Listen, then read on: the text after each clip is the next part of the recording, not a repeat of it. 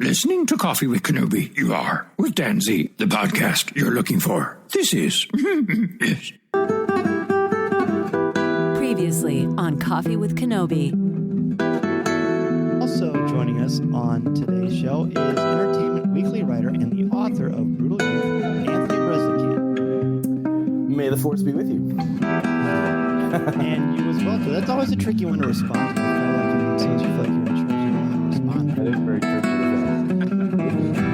I like it. That's a good word. This is Vanessa Marshall, Harrison Dula from Star Wars Rebels, and you're listening to Coffee with Kenobi.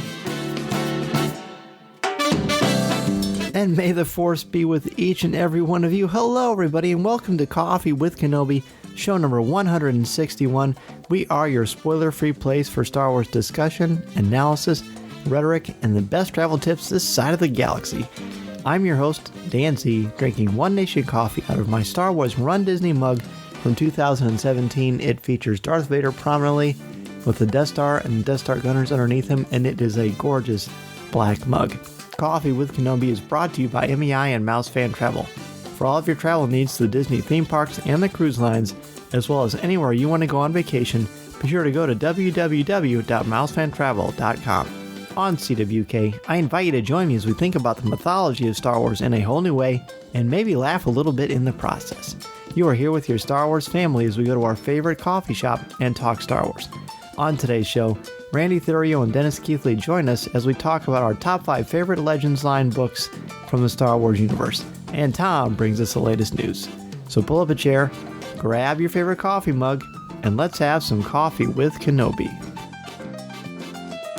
And now, let's see what's brewing in the Star Wars universe this week. Less than 90 days to go for Star Wars Celebration, and we have the official Coffee with Kenobi Celebration Chicago logo coming to you very soon. Corey Clubb is working on it as we speak, and I cannot wait to share that with each and every one of you. Be on the lookout for our official Celebration Chicago Coffee with Kenobi logo coming very, very soon on our social media pages, and who knows, if you're a Patreon member, maybe you'll get a sneak peek at it before anyone else. So who talks first? You talk first? I talk first. Before we join Dennis and Randy for our conversation about the Star Wars Legends line, my microphone experienced a bit of a hang-up with some Minox apparently, so it will sound a little bit different than normal, but you can hear me clearly, albeit a little bit differently from the normal show. So without further ado, here we go. Joining us today for a cup of coffee are 2 returning hosts to Coffee with Kenobi that everyone is very familiar with. First, let's bring in the co-host of Legends Library, Randy Therio. Hey guys. Hey Dan, how are you? I'm doing well, sir. Good to have you back on the show for a cup of coffee. Well, I certainly appreciate the invite because this is a really special topic for me. So thank you so much. Well, I think so. And I don't know if listeners have necessarily put it together, but Randy is the only person who have been on the show more than Corey. Wow. Because you're on the end of every segment because you did our outro. Oh, that's right. Okay. Kind of like the Tom Kane thing. That's right. Tom Kane at the beginning, you at the end. You're the closer. Yeah. Right. Except for he's got a cooler voice. Well, I mean, I suppose that's debatable. You both have your very, very powerful talents. Speaking of very powerful talents, we also have with us the co-host of Starships, Sabers, and Scoundrels, Dennis Keithley. Hey, thank you so much for having me back. It's good to get back so quickly after my last appearance here and I have a voice this time. So I'm anxious to get into this topic with both of you. Oh, I am looking forward to it as well. You have certainly gargled since the last time you were on. Yeah, I'm feeling a lot better. Thanks. Good. Well, I'm glad to hear that. Our topic for today, as I said at the very top of the show, is our top 5 books from the Legends line. And we ran into some interesting challenges. We went through our top 5 of all the movies. Then Christmas rolled around. We got to talk with James Arnold Taylor. 2019, the first show, we had Clayton Sandell and Anthony Bresnikan on. So we had topics that were really fun, really engaging, a lot of great feedback. My students were on. But the top 5s, we got a lot of questions about when are those coming back. They're back. We don't have movies to talk about just yet, but there's a lot of Star Wars that is untapped. So it's kind of trying to narrow it down and give you the quality show that you deserve. And we have found a good one. We are going to go through our top 5 books from the Legends line. Now, this is a daunting one, Randy, because how many Legends books would you say there are ballpark? Ballpark over 200. Yes, and we're narrowing them down to 5. Now, I have read a good chunk of them. I'm sure not as many as Randy has, so it's you still, nevertheless, how many you've read, there's a lot to choose from. So narrowing it down to a top 5 might be daunting. Maybe we should have done it by different 10-year gaps or something like that. But we're going to start with this for now and see how it goes. And Randy, we'll have you start. What is the number 5 on your list? Because we are going, as we did not do with the films, we're going to go from top 5. We're going to go with number 5, 4, 3, 2, all the way down to our top 1 at the end of the show. Okay. My number 5 then. It just so happens this is a book that we are reviewing this month, and that this episode will release in just a couple days. It's Revelation, and it's part of the Legacy of the Force series, and it's written by Karen Traviss. And at this point, I'm not sure. With Legends Library, we've kind of I've tried not to spoil books that we haven't reviewed. But since this is a different show, I'll just go ahead and throw out I don't know. Should I go ahead and throw out the spoilers or the things about the book that I like, or I don't know? I think you're probably safe. You can always tell people we can fast forward a few minutes if you don't want to hear specifically about that book. But yeah, I think you're okay. Yeah. So the whole idea is, that this is the part. This is not the book where Jason and Jaina Solo, or I should say Darth Kaitis and Jaina Solo fight the epic duel. This is the book before that, and what's really special about this book is that the juxtaposition of Jaina Solo, because she has learned all that she can to become an amazing Jedi, and she's been given the name the Sword of the Jedi. However, to beat Darth Kaitis, her twin brother, she's going to have to learn an extra set of skills, and she ends up going to Boba Fett. And the Mandalorians actually train her, and she is able to gain a new set of skills to take on her twin brother, and it's and then the development of Ben Skywalker and him coming to his own and proving who the killer, who killed his mother, all of that, the drama and the emotional ties and the fact that Boba Fett is involved in that, and Karen Traviss is writing Mandalorian stuff. It's the good stuff. And so my number 5 is Revelation by Karen Traviss. Which is something of a revelation to me, because I'm not familiar with that book. That sounds really super cool. Oh man, this whole series, the whole Legacy of the Force series is why I started Legends Library. And no sadly, kidding.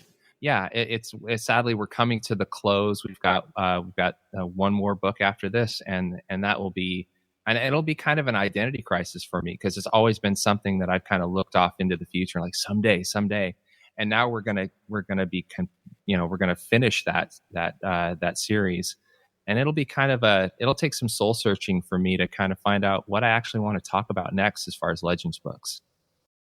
Wow. Okay, yeah. That's cool. Dennis, what is your number 5? Well, I really like Randy's choice. That series was important to me as well, especially with Lumia's appearance throughout the whole thing. That was a good one. I really struggled trying to rank my top 5. And my list was actually 10 books. And finally, I just had to arrange them. So I did. And if you ask me tomorrow, this might be my number 1. But I am going with Heir to the Empire by Timothy Zahn. And this is what got me back into the Legends universe when I was in high school a couple decades ago. And I remember sitting in a chemistry class, and one of my classmates wandered in with that book under her arm. And I looked at the cover and I was like, wait a minute, what is that? Because I knew everything about Star Wars and I had no clue that this book even existed. So she started telling me about it. And the very first thing I did after school was drove to the mall, went to the B. Dalton bookstore and picked up my own copy and read it cover to cover. And it was so wonderful to have new Star Wars at that time. And a lot of us, we refer to that as the dark times because we were in between movies. We weren't sure we were ever getting more Star Wars. And having that story with a new villain like Thrawn and getting Mara Jade introduced, that's kind of the book that kicked off what we think of as that Legends line today. And it got so many people back into being big Star Wars fans and following what was going on in that galaxy. So that's my number 5. That I think I got mine to beat Alton as well. A lot of these old books definitely did that for us, because that's part of the tradition was that you go into the Beat Alton bookstore or Walden Books, and you're just the smell of the fresh books, and it's pretty great. I think a lot of my memories of the Legends line, of course, we're talking about the expanded universe as well. It ties into those memories of walking into those bookstores and picking those things up, and just that whole experience. And you're signing up, reserving books sometimes. I remember, I think we had to reserve once the Thrawn trilogy got towards the end. Yeah, it was just, like I said, it was just such a pleasant surprise finding that this was out there. And of course, as a kid, I had plenty of my own adventures with Luke, Han, and Leia with my action figures after Return of the Jedi, and thinking about what came next. But then having this wonderfully developed world with the remnants of the Empire, and the situation kind of reversed, that the rebellion became the Republic, and they were in control, and the Empire was the one that was now trying to conquer things. And so it's kind of what most stories are. You have an evil force that's trying to take over, as opposed to one that's in control to begin with. So it was just a fun change, and I love seeing Luke's further development as a Jedi, and what was going on with Han and Leia and their marriage, and expecting twins at the time. And so again, it was just it's one of those things that captured my imagination right at the right time. I feel like, Randy, I don't want to put any words in your mouth, but I feel like this book might come up later. It's possible. It will. Yes. Yes. I sense a disturbance in the force in a good way. My number 5, I think, is going to be somewhat of a surprise for you guys, and maybe for our listeners. It is Honor Among Thieves. Wow. It's a fairly recent book to the Legends line, a few years before they went to everything being canonical and basically creating, redefining the expanded universe as the Legends line. But the reason I put this book is not necessarily because it's the best one or has the most powerful, important moment for Han Solo's career in the Legends library. But I just love that when I was reading this, it felt like the old Han Solo novels, the old Marvel Comics stories, which had Han Solo and Chewbacca and their adventures, and then the voice of all of the characters in this story, particularly Solo and Leia, felt so rich and authentic that I could hear Harrison Ford and Carrie Fisher. And the thing that was always daunting for me, as far as allowing myself to fully give into the Legends line, was that I sometimes felt like the presentation of the big three was never quite how I envisioned them to be on the big screen. But with Honor Among Thieves, I felt like I had a classic Solo story that felt like it was a part of his mythology from the old days, and I could see it being something projected on the big screen. And I just found it to be quite fun. I have to admit, I think I missed this one when it came out. And really? Yeah, I've read most of the Legends books that are out there. And as I was saying earlier, when I was trying to come up with my list, I spent an awful lot of time looking at my shelves trying to narrow this down. But somehow I missed this one. And I've read the description and I've meant to pick it up. But your endorsement is going to move it up higher on my to-read list. Well, cool. I look forward to hearing what you think. It's James S.A. Corey is the author, and it's one of the first books that we ever reviewed for Coffee with Kenobi. So it has a kind of a special place in my heart. I remember reading it while the kids were at a trampoline park and they were jumping around for hours. So I sat there and read the whole book. Is James Corey the pseudonym for two people? Am I thinking of the right author? I have the book behind me. Let me check. While I check that, unless Randy, you know off the top of your head. Yeah, it is. I don't know the authors, but it is a duo. And also that was like you said, at the tail end of the expanded universe before things were kind of reset or whatever. And so there was supposed to be a book that came out, a book that was like it was Razor's Edge was Leia, and then Han Solo, Honor Among Thieves, and then And then there was supposed to be a third one that was kind of, I think, somewhat rebranded, because right there, after those two books had been released, right there, that's when everything changed, and all the new books became canon, and that's when Heir to the Jedi came out. And so that third of that trilogy ended up being canon, where the first two were left behind in Legends. That's right. And they were sort of marketed as something of a trilogy, but the only thing they have in common is that they have the word Star Wars in them. That was it. They weren't a trilogy at all. They were standalone, definitely. It showcased the big three. And okay, so I found my press release that was sent to me by Lucas Books hardcover.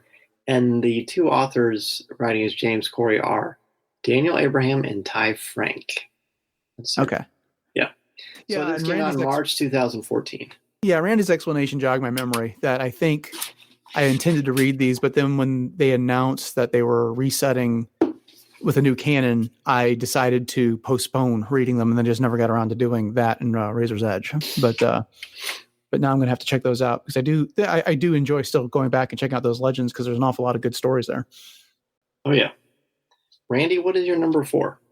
My number 4 is interchangeable with my 3, so 3 and 4 is definitely here. But I went with Traitor, written by Matthew Stover, and it's in the middle of the longest series. And honestly, if Legacy of the Force was what got me into really wanting to podcast, then the Yuuzhan Vong series was wanted me to get out of it. It was so long, and I struggled so much to get through that. But there is this gem of a book in the middle of this series, and it brought up so many things, as so many topics, and the tone. The gist of the story is Jason Solo has been captured by the Yuuzhan Vong, and like 30 or 50 years before, a Jedi by the name of Vergere, and you can actually read the backstory in Rogue Planet. There's a book called Rogue Planet, where Vergere has been lost into in the outskirts and in the unknown regions. But Jason Solo is captured and is put in what's called the embrace of pain, and then this Jedi / dark Jedi Vergere basically puts Jason through the embrace of pain, and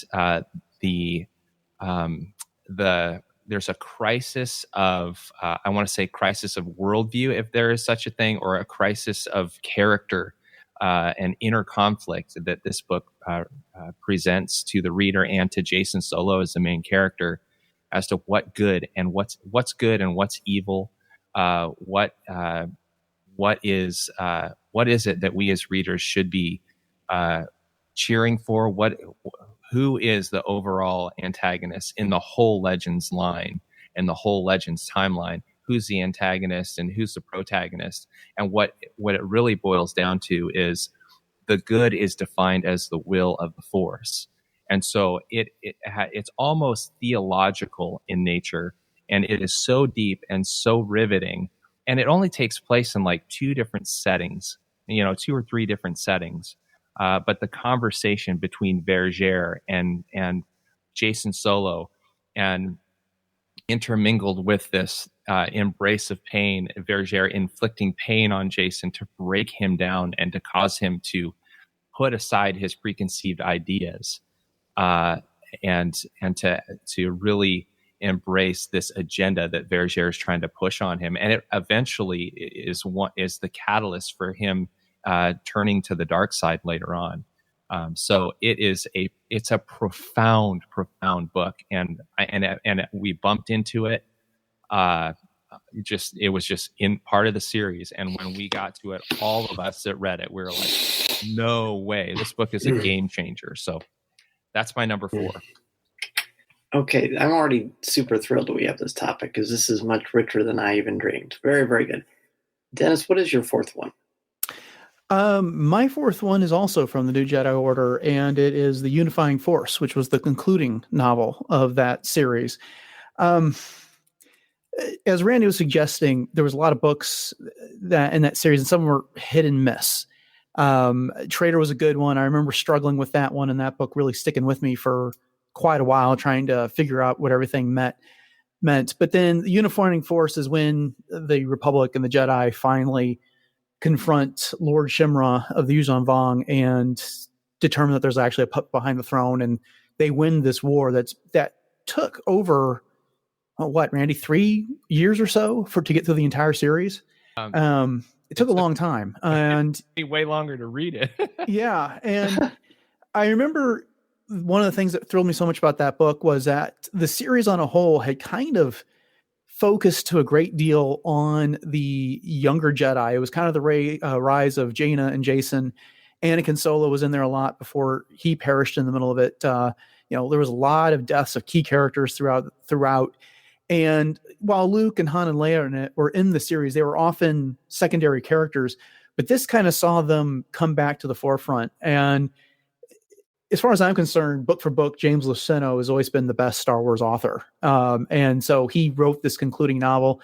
There's a fantastic scene where Luke is just kind of cutting loose with the Force and working hard to end this war at the end. And I remember being very satisfied at the end of it. And that entire journey of the New Jedi Order was worth it when I got to the end and had an opportunity to reflect back on that few years of reading, because that's pretty much all Legends was at the time, was the New Jedi Order. And it was so deep and very challenging to get through at times. But then that book was a nice capstone to the whole thing. I totally agree with that. And the that same book, Rogue Planet, that also has a connection. It's wild. Rogue Planet, just the way it appears, it looks like it doesn't fit as far as art wise, and like presentation and marketing wise. It's it seems like it's kind of like a throw-in book, but the foundation in Rogue Planet that is laid down for the book you just mentioned and for Traitor, there really was an expansion of, for me anyway, there was an expansion of imagination to where you could see like, this is really cool. So the unifying force at the end started way back when Anakin Skywalker went on his first mission with Ben Kenobi. Mm-hmm. And so that long story arc, and then have a sub story arc of the Yuuzhan Vong within that is very cool. Very cool. That was the first expanded universe book to be in the prequel era too, because that came out after The Phantom Menace. Yeah, I don't even know when that book. I remember buying it. You really? That's really cool. Oh yeah. My wife can be surprised how many random things I can remember, because I certainly can't remember other stuff. But I can remember all these things. My number 4, another one that's very seemingly random, is Lockdown. Now, I'm not the world's biggest Darth Maul fan. I like him. I think he's cool. I think the Rebels add a lot to him, and certainly meeting Ray Park helps to make that character more powerful for me. But this is a book that I'd say we're maybe 6 months to a year into the show, and we had the author Joe Schreiber on. Yeah, Joe Schreiber. And this is a book that's it's billed as a horror novel. There have been a couple other Star Wars horror novels, but this one is I don't know if it's horror so much as very bloody, because basically the premise is that Darth Maul goes undercover and he is in a prison, and he is not allowed to use the Force, and he becomes something of a gladiator, and he can't use the Force, but he can just be himself and use his combat techniques and his just fierceness.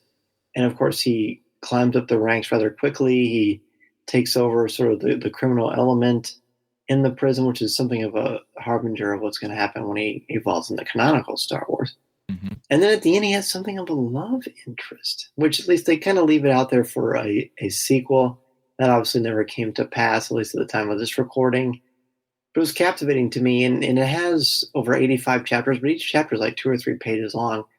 And I remember talking to the author about this and saying that I really like that style because it becomes less daunting. Sometimes when you're reading a book and it's getting to be towards the end of the evening and you're tired and you're thinking, all right, I got to get through this chapter. There's 8 pages left. Well, the book like that, that's no big deal. You can get through 3 or 4 more chapters because they're just so short. There's just a very clever way to design and produce a book. And it was very engaging, and it was an interesting way to look at Maul, and I found it a lot of fun. That's a great choice. I read that book for the first time this past October. Well, we did it for our Halloween episode of Starship Sabers and Scoundrels, and we read right. Schreiber's other 2 books, Death Troopers and Red Harvest, the previous 2 Halloweens. And you know what? This one, when I had first heard about it, is like Maul's in a prison. Pass. But then Jay and Taxis kept pushing it that this is something we need to read. We need to read. And I was so glad I did. And speaking of the Vong, as we just covered in the previous 2 selections this round, there was a cameo of one to start off that book. And that and it wasn't named as such, but the description left it little possibility that could be anything else. And I remember once I got into that, it's just I had to find out who this person was that they were searching for in the prison, what it was that he had that was so important. And Schreiber did just a fantastic job building up the suspense and the intrigue from page 1 of that book. Yeah, he's a cool guy. I recommend you listening to our interview with him from a few years ago. He has some interesting things to say about sort of structure and narrative too.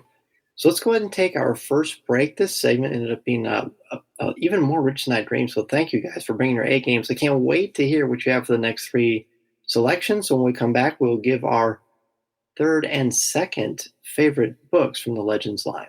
This is Coffee with Kenobi. This is Coffee with Kenobi.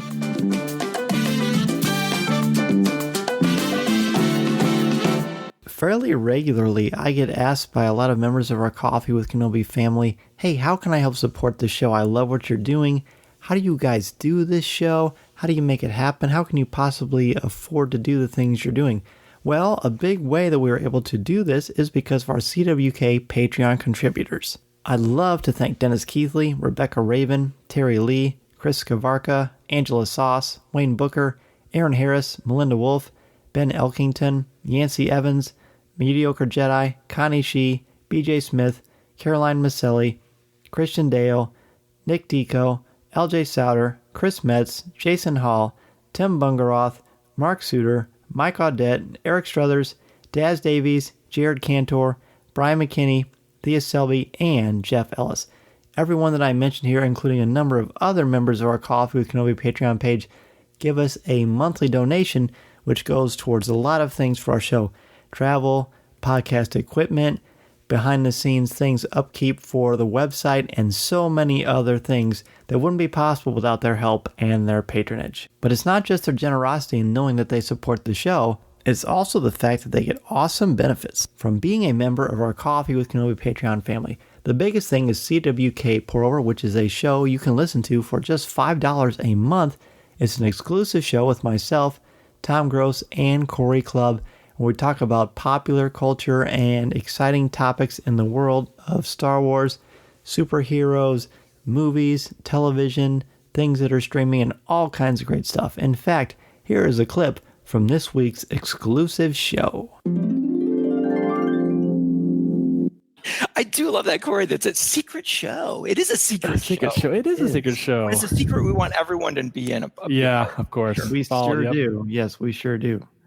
And speaking of secrets, let's reveal some of our secrets. We talked a little bit last time about our 2019 to-do list or our wish list of sorts. Tom gave us a great rundown of all his comings and goings of the year he's looking forward to. And we'll kick it off with Dan. Do you have anything that you need to report in on that you're looking forward to this year? Tom's was really something I've been thinking about all week. So thanks again for putting your time and effort into that, because I thought that was cool because you covered basically. We've got a teaser there. If you want to know what he covered as well as what I talked about for the things I'm looking forward to in 2019 and Corey Club as well, be sure to tune in to our Coffee with Kenobi CWK pour over. Again, it is our exclusive show, which you can find at www.patreon.com/coffeewithkenobi. Also on Patreon, by the way, if you are a member of Coffee with Kenobi's Patreon page, there is an exclusive message board where you can send us messages and have conversations with us about the future of the show, as well as CWK pour over and so many other things. There also is a place where you can get access to t-shirts, coffee mugs, get a chance to host this show with me 4 times in 1 month, and you'll be able to see CWK Lens, which is my snapshot, which will feature videos and images of behind-the-scenes things that happen on Coffee with Kenobi. So again, go to www.patreon.com/coffeewithkenobi to find out how you can support our show. One Nation Coffee is the official brew of Coffee with Kenobi. It smells amazing and tastes even better. They even have a subscription service that is really convenient. Be sure to go to www.onenationcoffee.com and enter the code Kenobi10 to get 10% off your first order. This is the official brew of Coffee with Kenobi. We are back, and we are back to Dennis. Dennis, you're on your third choice for the top 5 books from the Legends line. What do you have for us? Well, I am going to go with another novel by James Luceno, and that would be Labyrinth of Evil, which is a direct prequel to Revenge of the Sith. I was trying to figure out why this book appealed to me so much, and I'm having a hard time putting my finger on it exactly, but when it boils down to it, I just like the take that Luceno had on these events that led directly to that confrontation over Coruscant at the beginning of Revenge of the Sith. Luceno is a fantastic storyteller. There was, again, this was a book that had a lot of intrigue in it and suspense. And if you had not seen the prequels, there was kind of a interesting half reveal of who Sidious was that came in the book. And I could see from that perspective, if you didn't know, how amazing of a story that could have been for someone who was just kind of getting into Star Wars there. But I've read that one a couple times now. And like I said, it's hard to pin down why I like it so much, but it's just been one of my favorites.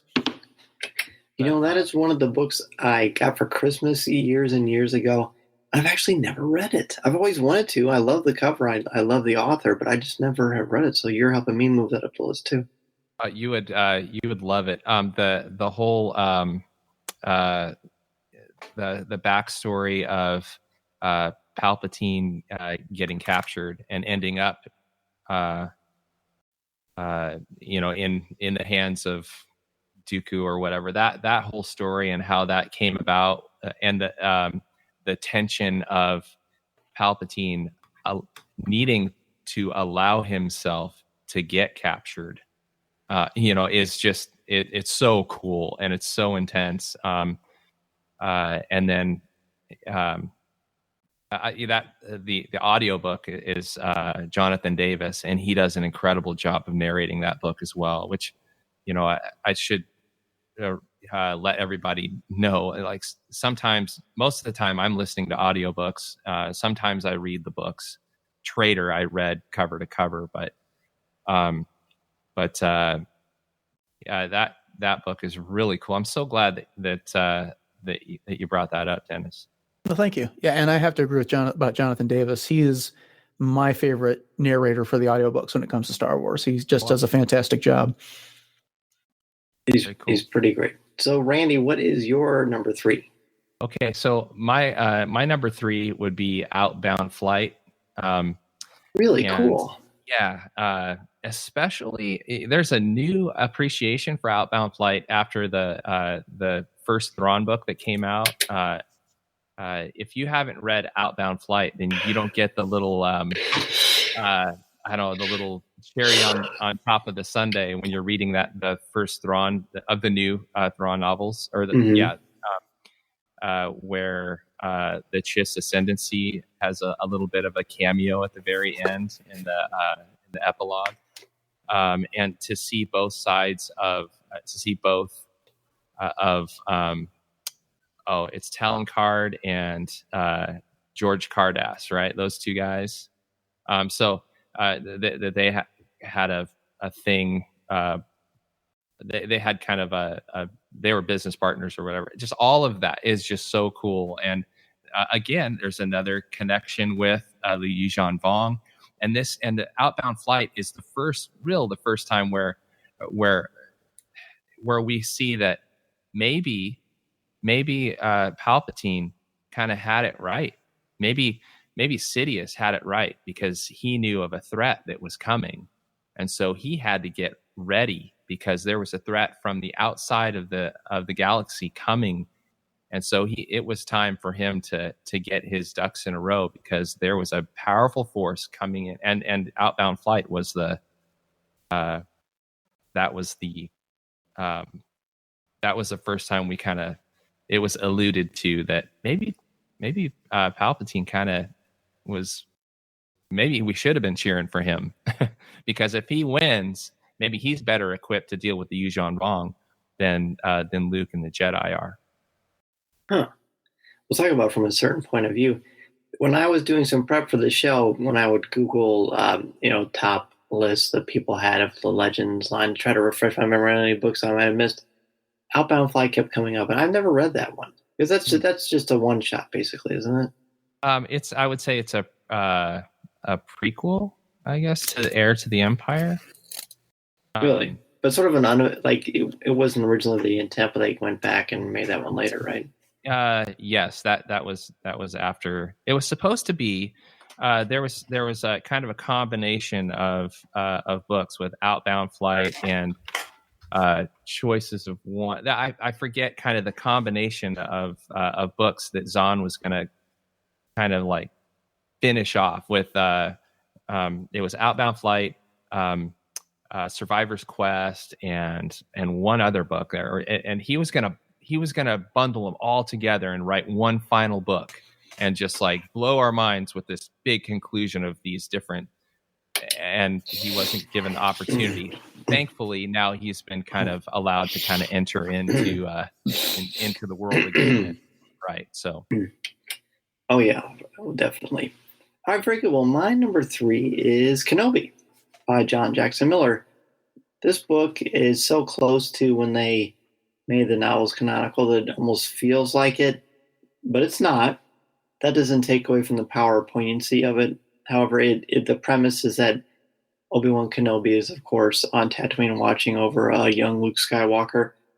And this is a glimpse into what happens and what he does while he's watching over Luke, and how he takes care of himself, and how he tries to connect with Qui-Gon Jinn, and just little adventures and things that happen to him. It's got an old Western feel. It's got one of my favorite twists in any Star Wars story ever, involving the head Tusken Raider. I won't reveal what the twist is, but it is really fantastic and a brilliant example of the power of writing that is just unforgettable to me. On a personal note, he is the first guest I ever booked for Coffee with Kenobi, John Jackson Miller. So he'll always have a special place in my heart, and of course, because the name is Kenobi, and the name of this podcast is, the rumor has it it's Coffee with Kenobi. So that always was something that was really, really cool to me. It still holds up beautifully. I know that when, originally when there was talk, the director was hired to make a Kenobi standalone film. They had all kinds of things ready, and they'd done a lot of scouting. That there was always a sincere hope amongst a lot of us that it would be inspired from John Jackson Miller's novel. It's just it's a great treat. Yeah, that was one that came out towards the end of the Legends line, and I remember picking that one up and being impressed with it because it did have that old Western feel to it. With him just kind of out in the desert, managing a homestead and hiding out from the Empire and trying to lay low, but getting drawn back in to events there on Tatooine, whether he really wanted to or not. And yeah, it does have a great twist with the Tuskens in there, and it was one of those that I kind of kept expecting when we were in kind of that limbo phase where we didn't really know what was going to happen with all the books that were Legends. That at one point, some people thought that they were going to brand some of them as canon, and this is one I kept expecting to end up in that category because it just felt like it could fit in any version of events. And it was a good read.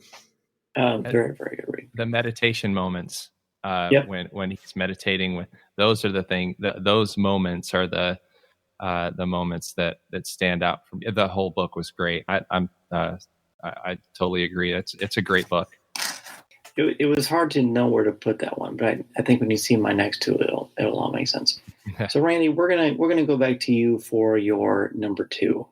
Okay, so my number 2 is Heir to the Empire, and so it's in the top 5, which is really cool. So my number 2 is Heir to the Empire, and it's already the Heir to the Empire has been talked about every which way.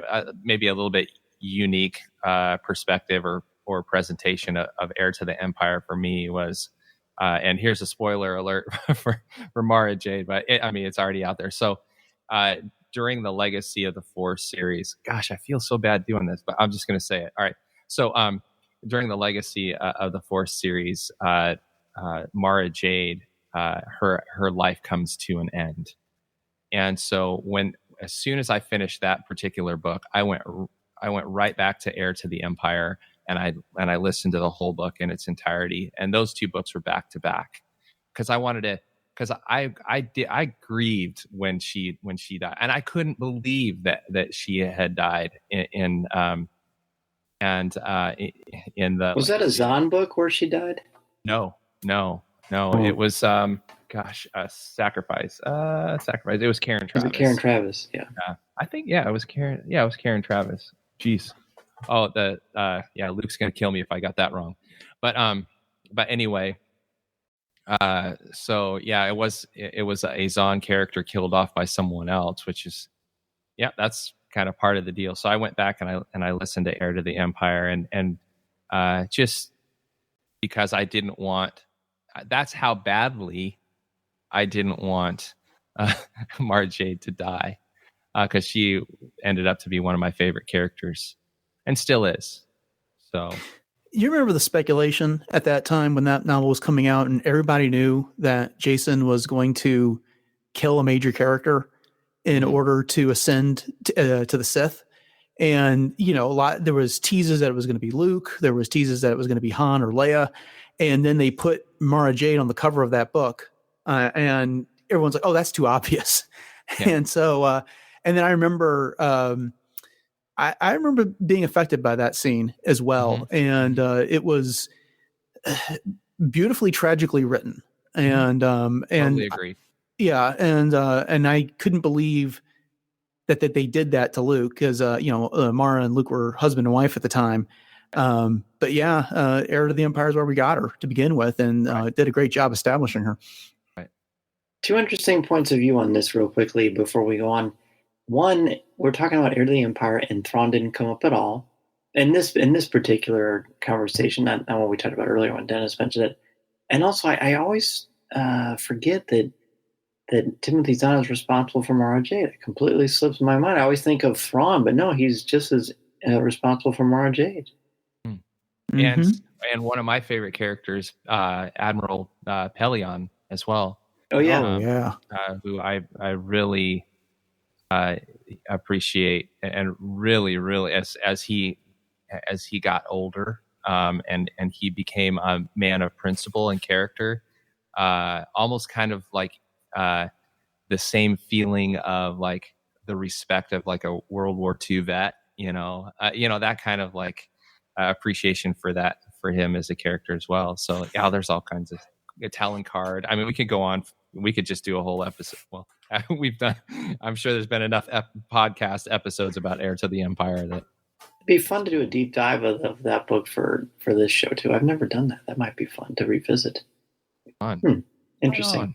Yeah, that's very cool. Yeah, and whenever I hear Pelion, I always think of the intro to Legends Library. Oh, cool. Yeah, for sure. That's awesome. But, okay, so that was your number 2. Dennis, what is your number 2?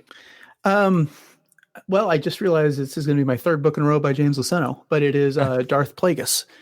I am actually a very big fan of the Jedi, but you wouldn't know it from this list the way it's turning out. But I prefer them to the Sith, and all apologies to my co-host Darth Taxis. But this book, again, it was one when it came out on the shelf. It was like, okay, it's kind of interesting. I'm not certain how much we need a story about Plagueis, other than the fact that we knew he was Sidious's master. And of course, he gets that mention during Revenge of the Sith that, the tragedy of Darth Plagueis the Wise. And of course, it wasn't a story that the Jedi would tell, that he grew so powerful that the only thing he became afraid of was losing his power. And he did. His apprentice killed him in his sleep. And so I couldn't imagine how those few lines would turn out to be an interesting book, but it was absolutely incredible. It's a kind of a take on the rule of two and what that meant to the Sith. And while Plagueis was looking forward to kind of putting an end to that, and is not so much as having an apprentice, but having a partner and taking over the galaxy so that he can conduct some of his experiments into mortality, Sidious took on this whole notion that the Sith are designed to combat the Jedi, and the best way to do that is through deception and secrecy. And he realized that moment when Plagueis was no longer worth it, that he had become more powerful and he needed to get him out of the way. And just it was a fresh way of kind of looking at a lot of the events in the Phantom Menace as well. And I like that we had this behind the scenes look at what the Sith were doing while our Jedi heroes were trying to get the Queen to Coruscant and then fight a battle on Naboo.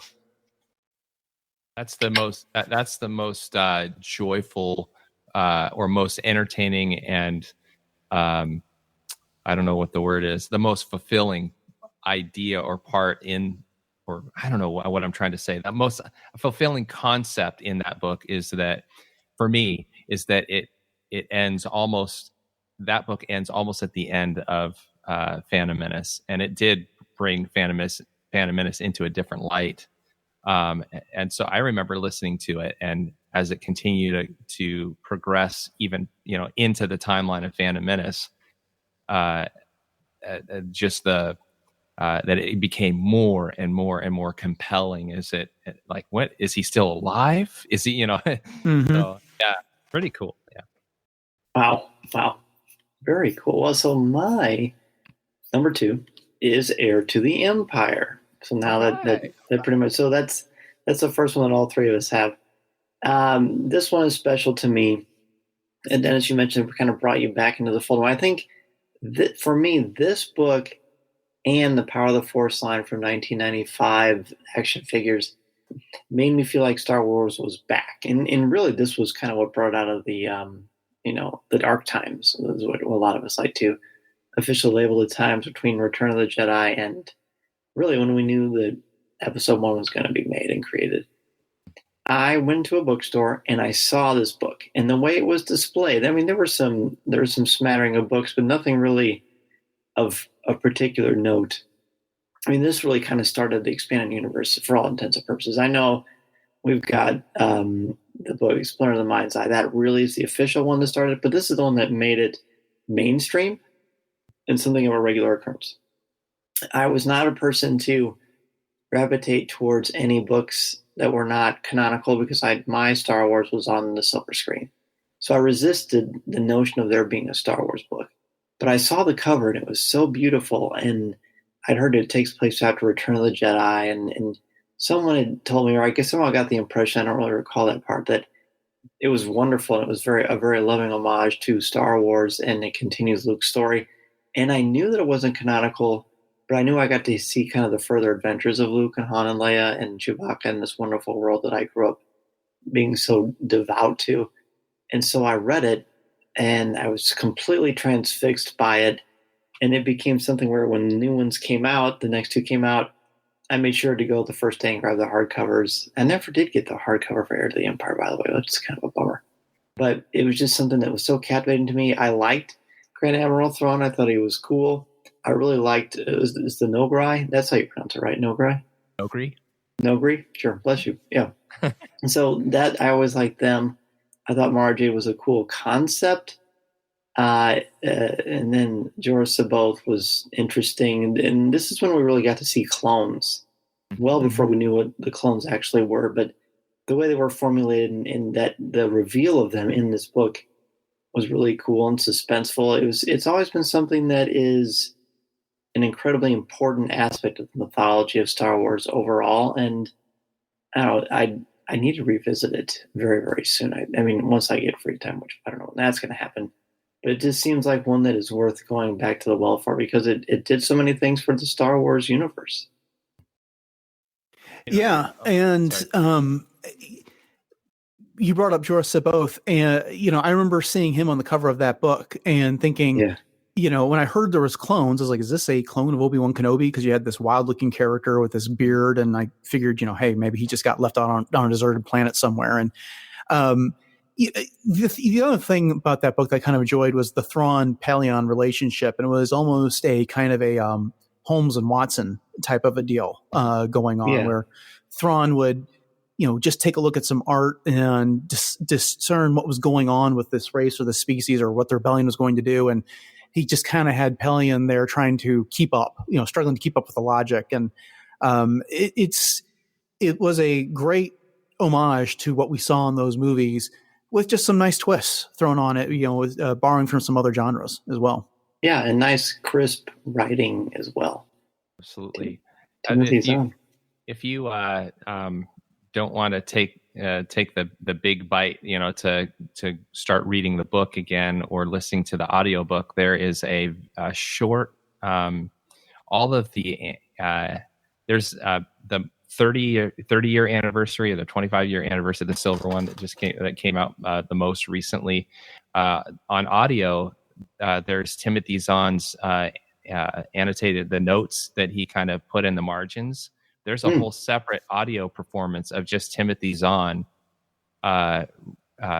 reading his explanations for where he came up with names and planets. And it's, I think it's an hour long or something like that. It's short, but it's really cool. So if that's something you just kind of want to use to whet your appetite, I would very much recommend it, because there's a lot of behind the scenes stuff of where he came up with names and locations and how he had to deal with an idea that he had, but Lucasfilm said, no, you can't do that. And so he had to change different. For some reason, I feel like the Nogri were kind of an evolving idea because Lucasfilm was putting some restrictions on him. And so it's really fascinating. It's something that you should give a listen to if you're interested. Wow. It's sort of like a director's cut or a commentary. Yeah. But that's cool. I never did really gravitate towards the Nogri version in Star Wars Rebels. I think it's because I just liked the version in the novel so much better than that. Wow. Okay, very good. Well, let's go ahead and take another break. We will come back, and Tom will bring us the latest Star Wars news. This is Coffee with Kenobi. This is Vanessa Marshall, and you're listening to Coffee with Kenobi.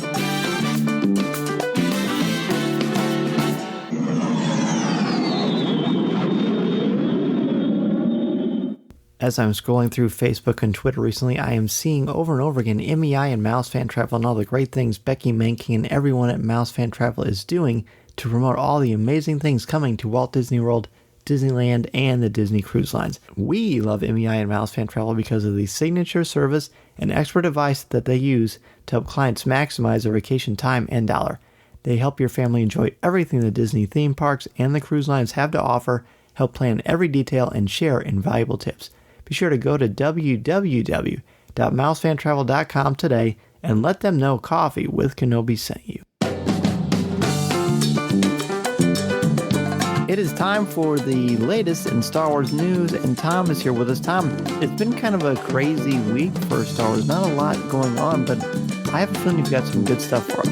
Yeah, I've got a couple stories today. So first is writer Kieran Gillen announced that issue 67 of the main title Star Wars comic will be his last.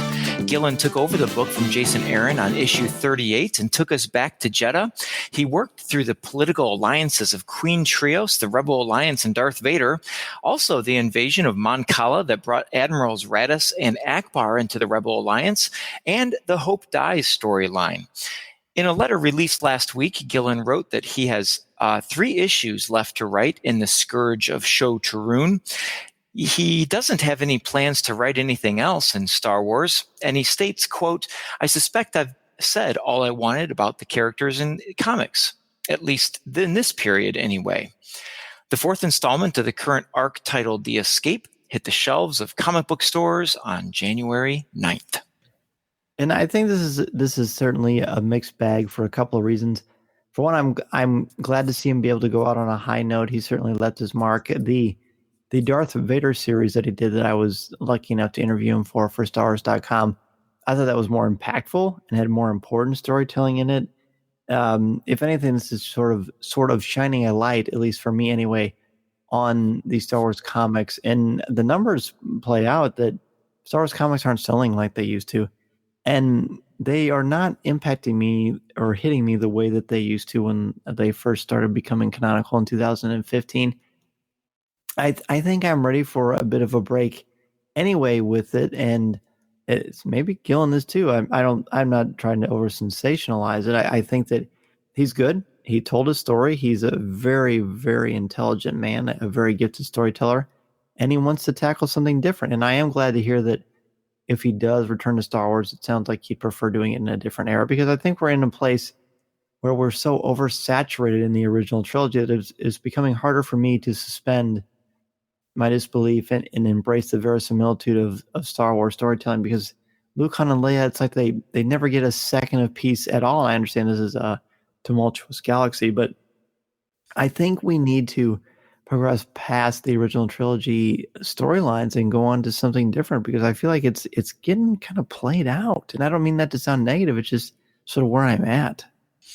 Yeah, I hear you on that. And it pains me, because I hate to think that a story has a conclusion to it. Sometimes, especially a story like this, you want it to go on. You want more Luke and Leia, and you want more Han and Chewbacca and Darth Vader and the Empire and the struggle.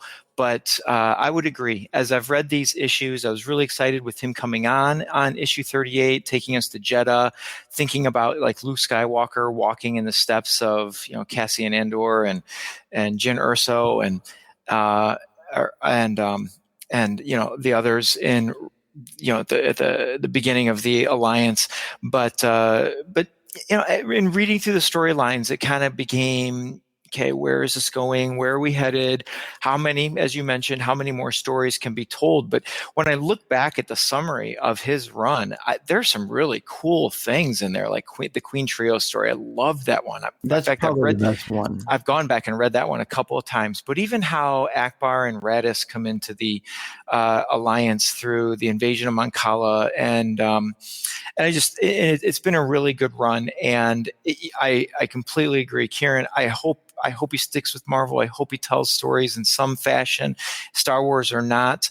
But it's okay. And I feel like he's walking away, and walking away implies that there's something there. But he's stepping away from the Star Wars story while it's still up. Maybe on the downslide a little bit, but we're not, dredging through, oh my gosh, I have to read another Star Wars comic. He's leaving it in good hands to somebody, and maybe that person will bring it in and have some exciting stories to tell. Or maybe this is where it will end. We don't really have much in the way of what's after this. So yeah, I think that's important news and a great writer on a good story. So our next story today is, if you haven't checked the Star Wars YouTube Kids channel, it may be worth a look for you. New content, including episodes of Galaxy of Adventures, which we talked about here on Coffee with Kenobi news segment, was released. Fun facts that are 1-minute videos of interesting Star Wars facts about things like Princess Leia, Millennium Falcon, lightsabers, among other topics. And then a new segment called Star Wars by the Numbers. In the first edition of Star Wars by the Numbers, they assembled a lengthy montage of about 6 to 7 minutes, which counted how many times the characters in the Star Wars saga, from The Phantom Menace to The Last Jedi, including Solo and Rogue One, how many times the characters said yes or no. Have you seen by the numbers? It is a staggering difference. Yeses were the 196 times, and no's were a staggering 647 times. Now, I'm not sure what this tells us about our favorite saga and the characters, but I guess there it is nonetheless. Yeah, the numbers don't lie. I think being a person who's very much a fan of words and repetition, especially in literature, I think there's a lot you could probably do and break down with this thing. So it brings two things to light for me. One, the staggering amount of time that it must have taken to edit and create this video beautifully and seamlessly it's very much sort of it walks through all of the films, as you mentioned, is stunning, and I can't imagine the amount of time that was spent creating this thing. So kudos to Scott Bromley and everyone at StarWars.com in the video section for that, because it truly is a very, very well done piece of work. The other part of me shows very much that I'm kind of in a place now where I feel like I'm getting too much Star Wars. This is clearly something that a certain sect of fandom will love, and I think that's wonderful, and I embrace that, and I applaud that.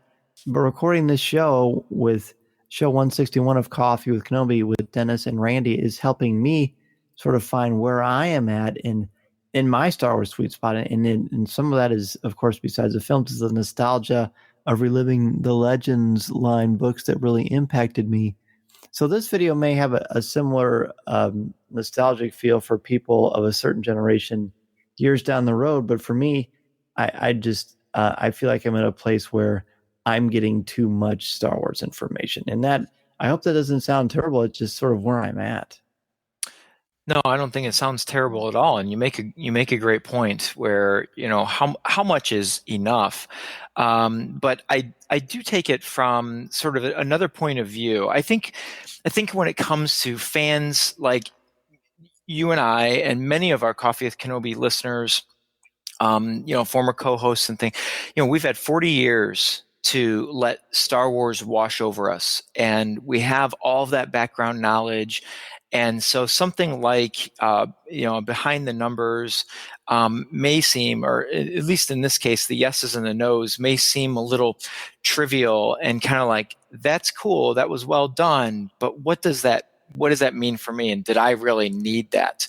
And so my other point of view comes from our fans of a new generation, are, the kids and even adults who've stepped into the Star Wars galaxy, maybe with Force Awakens. Rey is their hero, or maybe even came on with the giving something like Rogue One that was a one shot that they don't have to know the rest of the Star Wars story to watch, and that drew them in.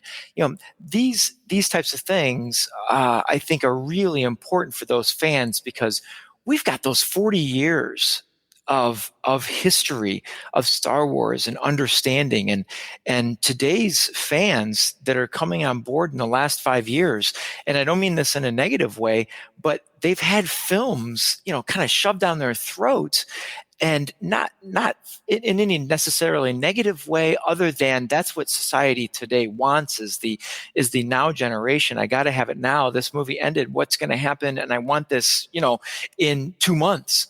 And so they've gotten that. And so what they don't have, though, is that history. And so things like this, the Star Wars YouTube Kids channel, where Galaxy of Adventures, I've watched them, but after watching them, I was kind of like, that was cool. That was interesting, but it wasn't something I necessarily needed.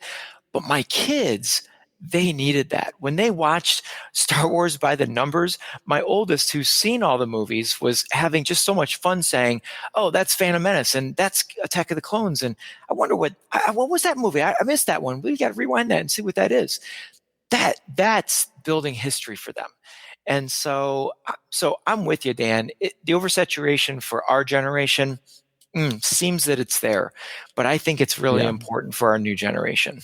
No, that's true. Very well said. And like I said, 20 years down the road, Kaylee and Kelsey might be on a Coffee with Kenobi or a Star Wars podcast of their own, talking about how this is something that reminded them so much of what they love about fandom. And that's all great. And maybe it is generational. Very good. Thank you for expressing that the way that you did. You bet. So let's go ahead and take a break. When we come back, we will reveal our number one selections for our favorite books from the Star Wars Legends line. This is Coffee with Kenobi. This is Coffee with Kenobi.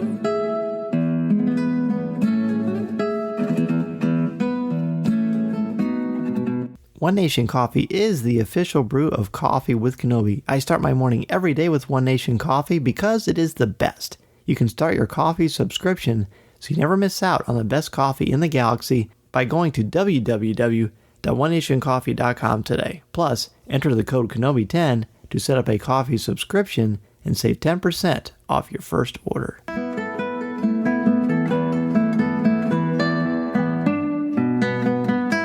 back, and we are down to our number one choice for our top 5 favorite books from the Legends line.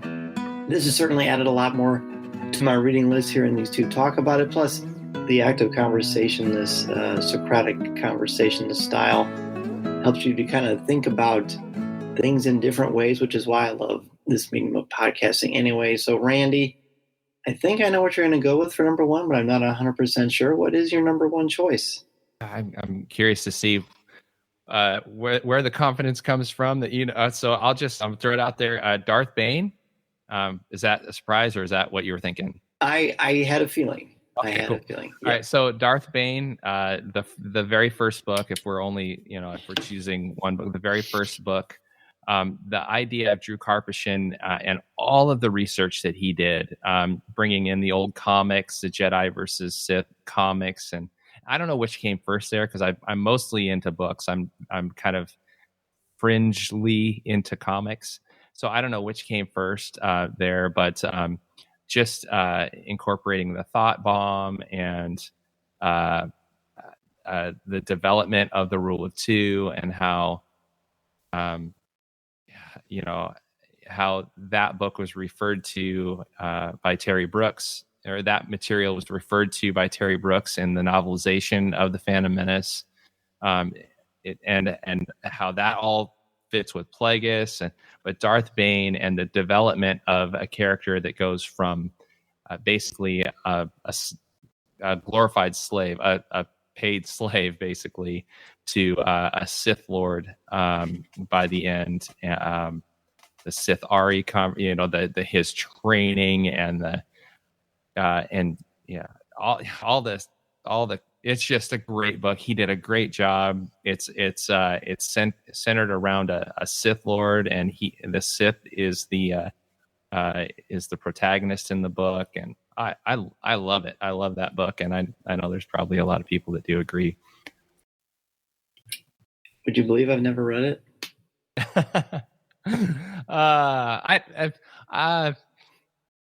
This is like I want to. It's just only so many hours in a day. Like I said, there's over 200 books, and when I say over 200 books, that includes like the Young Jedi Knights novels and the like small little Fear of the Galaxy books, and so for every big like pillar kind of hardcover novel, there's a bunch of like youth young readers novels that came out, and so there are so many Legends books that we could have very easily missed each other on all three of these lists and not had anything in common.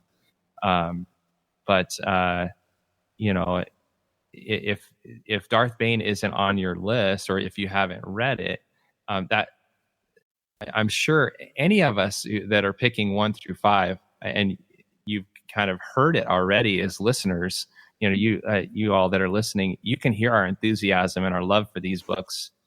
And we could interchange any of these. I would take Revelation as a 1, or Traitor as a 1, or Outbound Flight as a 1, and very easily. None of this stuff we're willing to die on any of these hills because it's all such good stuff. Well said. Very well said. Wow, you hit a home run and you did a walk-off there, didn't you? All right, Dennis, I can honestly say I'm not sure what you're going to pick. Unless you clone what Randy just said, I'm not sure what you're going to pick for your number 1. But what is your number 1? I'm going to double down on what Randy just said and go with Darth Bane by Drew Karpyshyn. I like this book for a lot of reasons. It actually presents a sympathetic Sith, for one thing, and it's kind of a dark take on the hero's journey. As Randy was alluding to, you got a character who is born into harsh circumstances and through acts of desperation finds himself enrolled in the Sith army. And you can't fault him for his logic for getting there and thinking that he's actually fighting on the right side of things while he's there.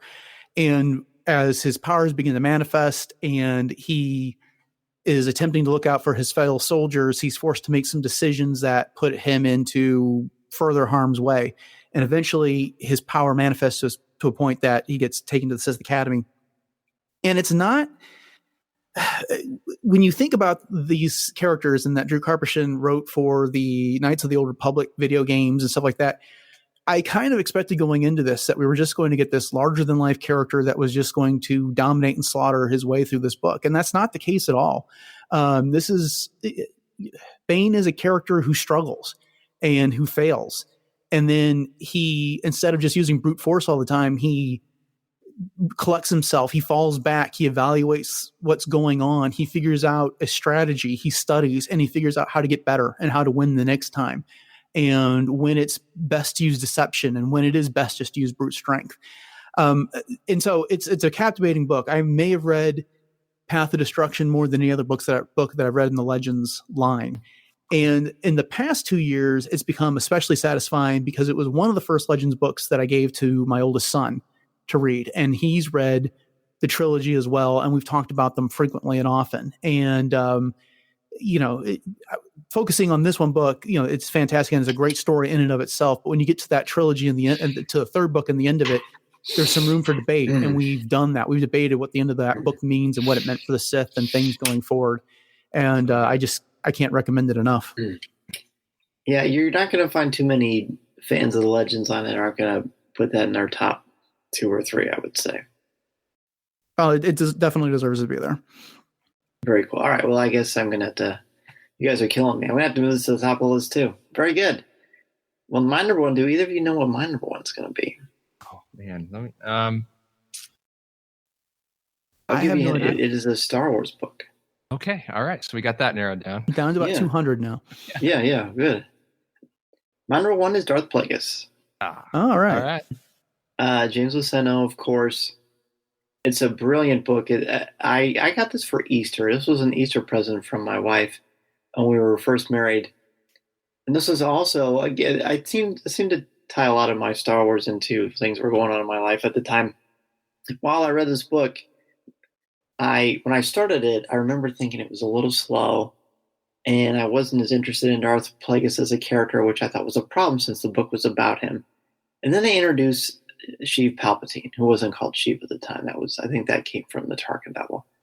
And I thought, oh, okay, we are going to go to that far. I was sort of expecting the Palpatine section of Darth Plagueis' story to be a sequel, and it wasn't. So at first I was a little thrown by that.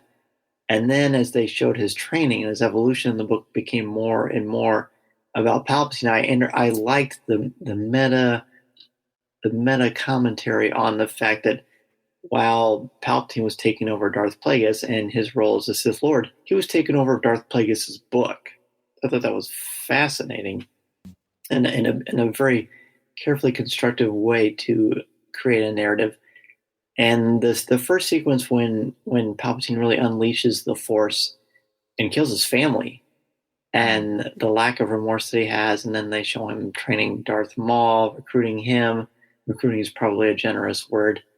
And then how the book ends and introduces this concept of what Anakin Skywalker's creation might have been like, which is something that's been heavily debated ever since Darth Plagueis came out. And even though it's non-canonical, boy, if I could just pick one to be canon, it would be this one. If it's not, that means they're going to make something even better if they do ever tell that story. But it's rich. The prose, this is why Luceno's a master, because this book is written at a very high level. It's a very elevated language in the construction and in the presentation, more so than some of his other books. And that's just because I think that was the style he was going for. It was more formalized and powerful. And I thought it was incredible. While this book was going on and when I really finished it, I was actually on the beach on vacation with my family in Florida. And this is when Corey and I were creating Coffee with Kenobi. I remember walking on the beach. I had just finished reading Plagueis, and Corey sent me a text with the image of the final logo we decided on for Coffee with Kenobi. And so I always associate the creation of our show with finishing Darth Plagueis. So that's my number one. Great choice. Yeah, absolutely. I wondered, Dennis, if you would agree, I think I would too. My top 5 Plagueis isn't in that top 5, but if I did have that, we're making a list of our favorite Legends books. But if I got an opportunity to choose, I would want Plagueis to be, if there's one book I had to choose to become canon, I would want Plagueis to be that one. It makes perfect sense for it to be a canon novel. I agree with you both on that. because it just fits so well. And I can't think of anything that it really contradicts that we have in our new revised canon right now either. And it's another one, if you listen to the audiobook narrated by Jonathan Davis, it's a fantastic listen as well as a fantastic read. Just, however you consume it, you're in for a great experience.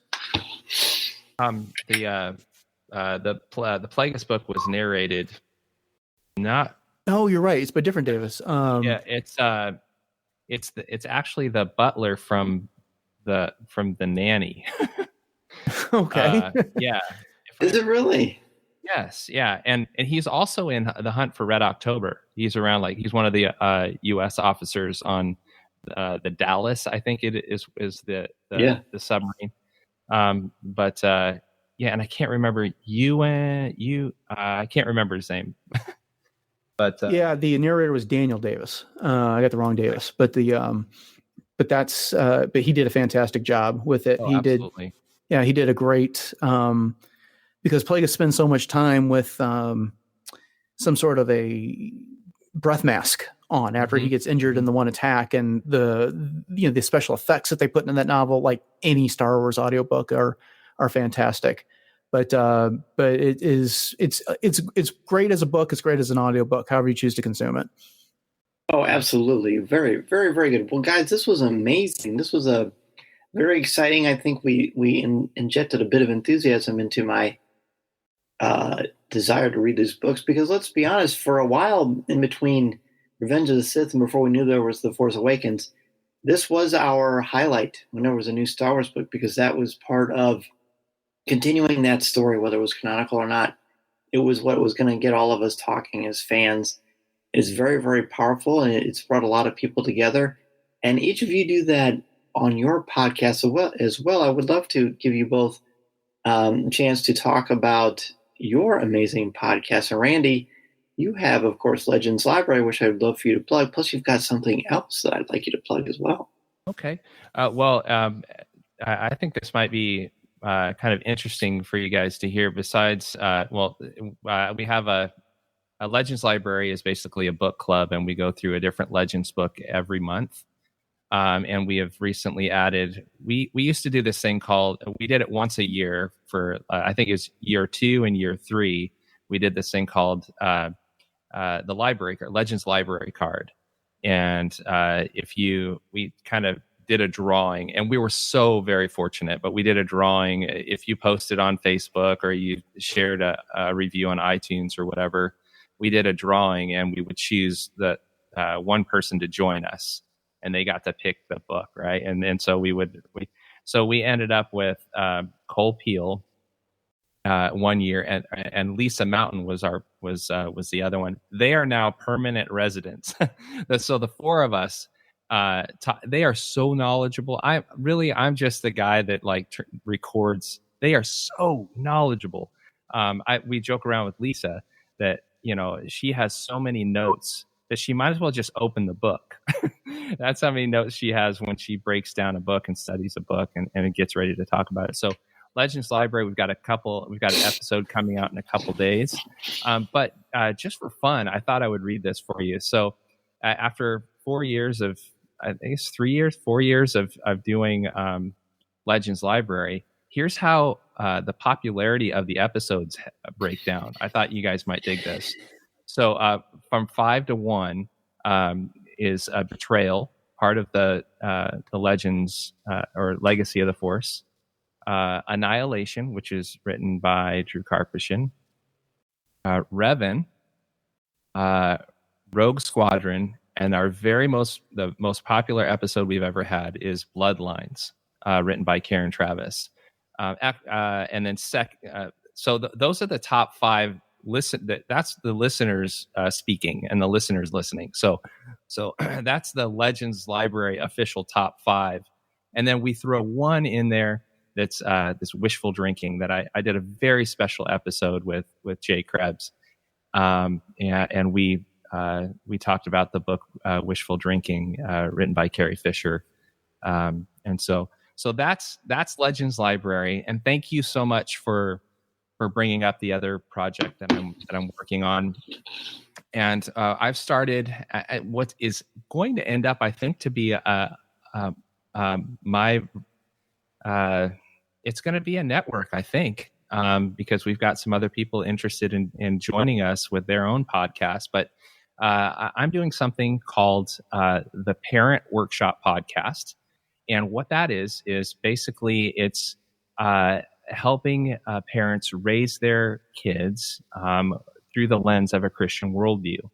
And the most important thing, our theme here is that we're responding to the world and responding to this culture with truth, but most importantly with love. And so, how do we teach our kids about the really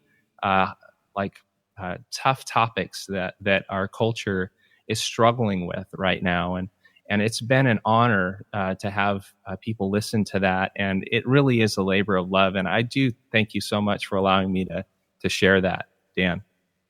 Oh my gosh! Of course, when you shared the news with me, I was very excited because it's wonderful, and I think it's important to put that out there because I think you are a good role model for people, young and old. So thank you for doing that. And thank you. And Dennis, where can people find you and hear your awesome podcast with two of my favorite Star Wars fans? One more, much more calm and serene than the other, but both equally entertaining and enjoyable.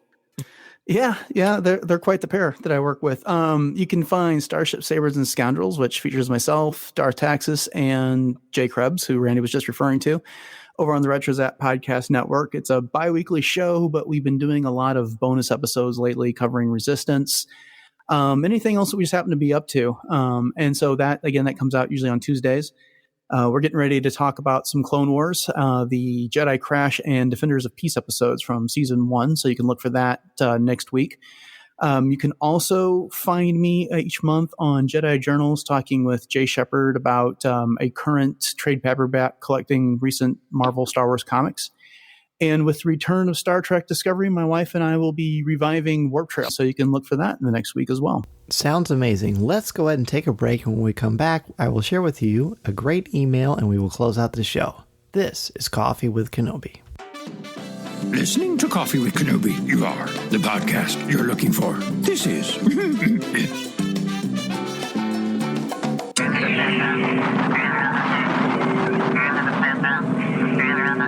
Before we get to email, I want to thank our CWK sponsor, One Nation Coffee and Mouse Fan Travel. Be sure to support them the way they support our podcast, and remember to listen to new and archive shows of Coffee with Kenobi wherever you listen to podcasts, including Apple Podcasts, Podcast Addict, Stitcher, Spreaker, Overcast, Blog Talk Radio, Player FM, or our website, www.coffeewithkenobi.com. or wherever you enjoy listening to your favorite shows.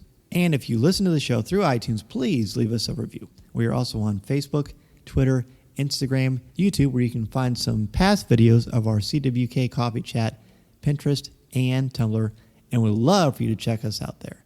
Be sure to listen to our CWK family of shows too, including Legends Library, Resistance Reactions, Comics with Kenobi, and Lattes with Leia. Please leave a review for each of their shows as well, and be sure to subscribe to each of them individually, as they all have their own feeds now. In addition to the places I just mentioned for Coffee with Kenobi, you can find me twice a month on the podcast Looking at Lucasfilm, part of the Jim Hill Media Network, as well as on Twitter at Mr. Zer, MRZEHR, and you can find my writing on CWK's website, as well as StarWars.com, where I'm an official blogger there, and on IGN, where I contribute articles on Star Wars, as well as other popular culture topics. Don't forget to check out www.patreon.com/coffeewithkenobi to help support the show, as well as get access to CWK Pour Over, which is our podcast, our weekly podcast, not heard anywhere else. There are also t-shirts, coffee mugs, and so many more opportunities and ways for you to not only support the show, but get something pretty cool out of it as well. From Jared Cantor, who posted this on our CWK Patreon page. Really amazing guest on the latest episode, show number 160. From my point of view, I am most interested in episode 9, but I feel like that has to be the default answer. From there, I think I'm next the most excited for the Clone Wars to be wrapped up. I'm interested in The Mandalorian, but because that is such a new form of Star Wars, I have a bit more trepidation about it. Overall, though, I'm confident in the people who will execute it. As a big literature person, I am, of course, very excited for the novels that have been announced for 2019. I'm also hopeful that with Episode 9 of the Skywalker saga coming to a close, the literature arm of Lucasfilm will finally be free to delve into some more background to Episode 7, namely Luke, Kylo, and Snoke. The other thing to me about 2019 is that it is going to be so jam-packed, especially at the end.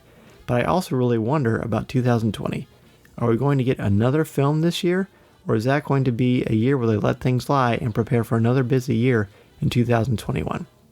I guess what this ties into is that I have a concern that the future of the film Star Wars saga is not going to be as rosy as everyone predicts. I just have always wondered, since Solo, whether we are going to find out the general movie-going audience ultimately will not be that into Star Wars films that come out with any regularity, and that the base of Star Wars fans is not large enough to support a yearly Star Wars film. Thank you very much for your email, Jared. There's a lot of good things you bring up here.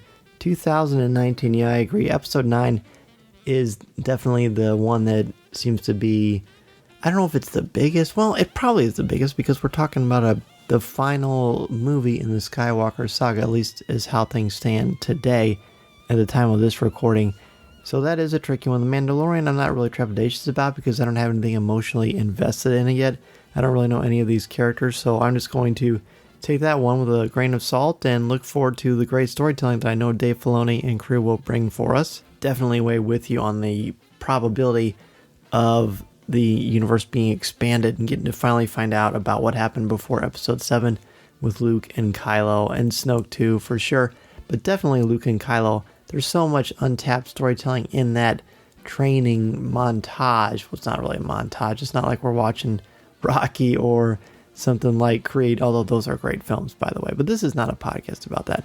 I think just seeing Luke and Kylo train together and Luke trying to start this Jedi Academy, boy, is that going to be amazing. I hope they really do something special with that, whether it is in book form or animated or maybe films, I don't know, but that is something I think a lot of us are really going to be looking forward to. And then as far as what's going to happen in 2020, I'm not sure. I have a feeling that Celebration will reveal all of that for us. I would be okay with the year off of Star Wars movies. I feel sort of like that happened because Solo, even though it was released in May, that seems like a lifetime ago. And I hope that they continue to just give the best Star Wars stories that they can, and to me, that they already have. So we will see. I think that a movie could certainly be supported just by Star Wars fans alone, but that's the beauty of Star Wars. When people go, they bring their Star Wars friends, their Star Wars family, but they also bring people who maybe are just casual fans or just moviegoers or family members that aren't necessarily concerned with what's going to happen next in the Star Wars saga, but they love going to the movies. And of course, once you go, you become hooked into this incredible saga that we love so very, very much. So again, Jared, thank you so much for your email. Thank you to Randy Therio, Dennis Keithley, and Tom Gross for joining me today. And thank you to each and every one of you for always joining us for a cup of coffee. We will be back next week for more Star Wars conversation with some of your favorite Star Wars personalities. This is the podcast you're looking for. This podcast is not endorsed by the Walt Disney Company or Lucasfilm Limited. It is intended for entertainment and informational purposes only. The official Star Wars website can be found at www.starwars.com. Star Wars, all names, sounds, and any other Star Wars related items are registered trademarks and or copyrights of Disney and their respective trademark and copyright holders. All original content of this podcast is the intellectual property of Coffee with Kenobi unless otherwise indicated. This is the podcast you're looking for. There's no one here.